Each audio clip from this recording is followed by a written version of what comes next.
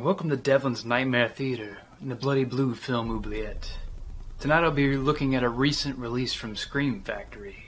It's a hybrid of a slasher film and a haunted house film. It stars horror icon Linda Blair, who most will know from William Friedkin's The Exorcist. This is a lesser-known film of hers that has elements of gothic horror and teen sex comedy.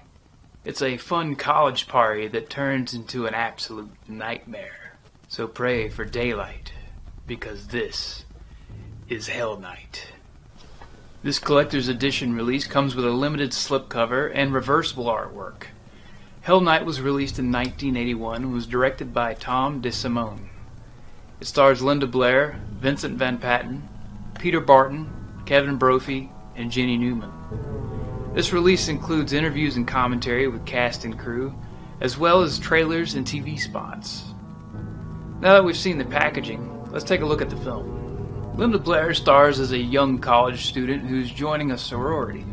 The film starts with a huge costume party for the Alpha Sigma Rho fraternity.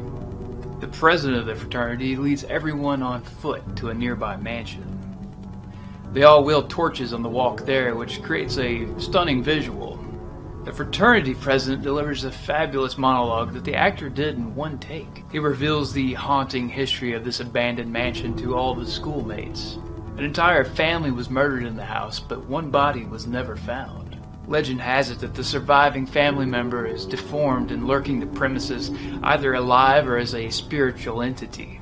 They meet here annually for the fraternity initiation event that they call Hell Night. And the four newest pledges are tasked with staying overnight in the mansion.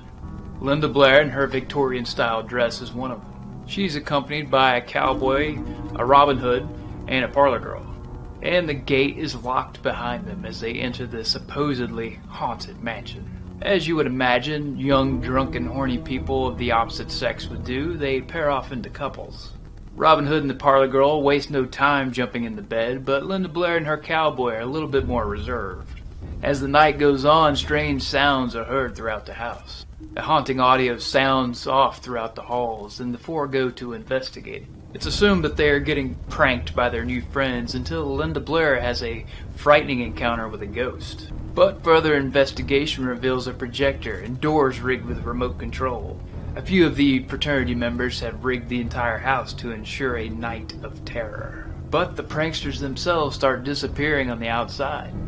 And now the line between prank and reality starts becoming more blurred. Hell Night is starting to live up to its name. Linda Blair's performance was a bit underwhelming in this. She seemed to be just riding it out through most of the film. Her performance got better when she was in peril, but overall her cleavage outshined her acting in this one. The other actors were pretty good and actually brought some life to their roles.